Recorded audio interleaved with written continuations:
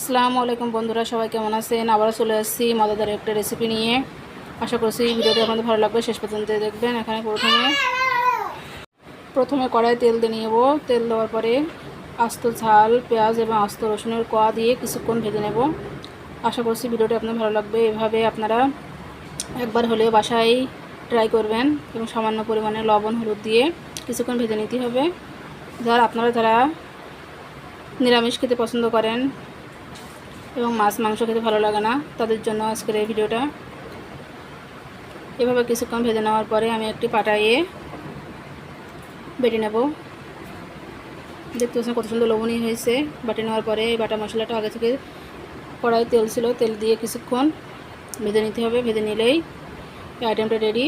দেখতে পাচ্ছেন কত সুন্দর লবণীয়, খেতে অনেক মজাদার। এই ঝাল ভর্তাটা আপনারা বাসায় একবার হলে ট্রাই করবেন, ভালো লাগলে শেয়ার করবেন, সবাই ফলো দিয়ে পাশে থাকবেন। আল্লাহ হাফেজ।